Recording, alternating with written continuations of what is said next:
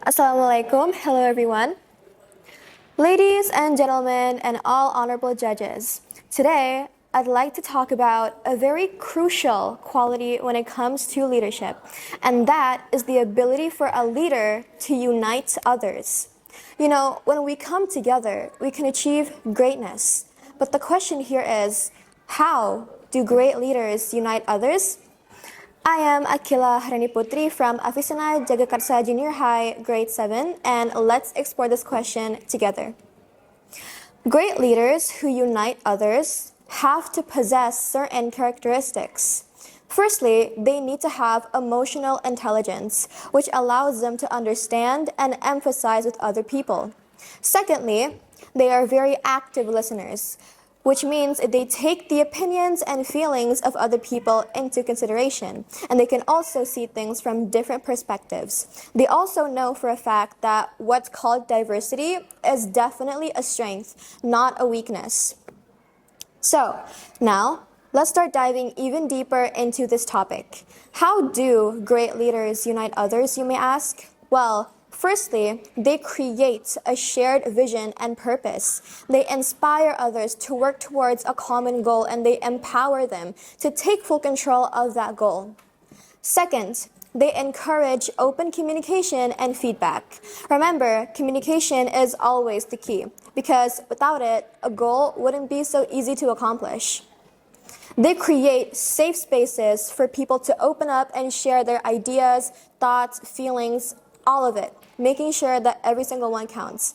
Because in what we call a community, everyone's opinions are super important to help the community grow and strive even more.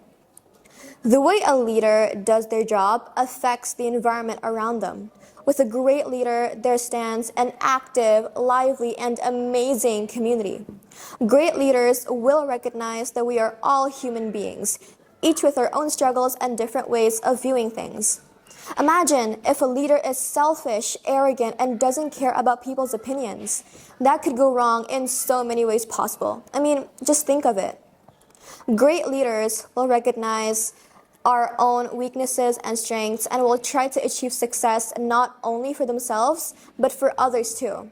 On the other side, imagine if a leader is selfish and arrogant.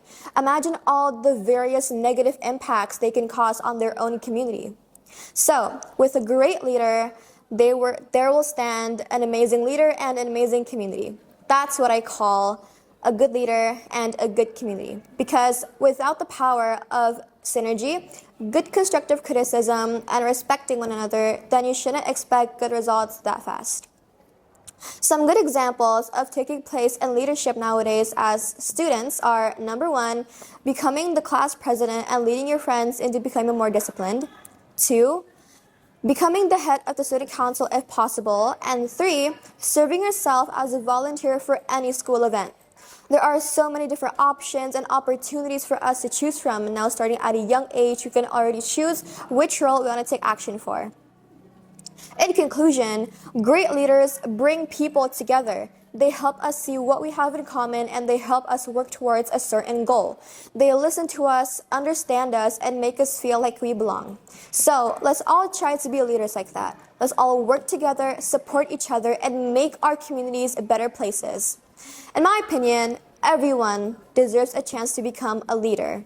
We'll never know if we don't try. And I just know that together we can make a difference, a change, one small step at a time. Thank you very much for listening to my speech.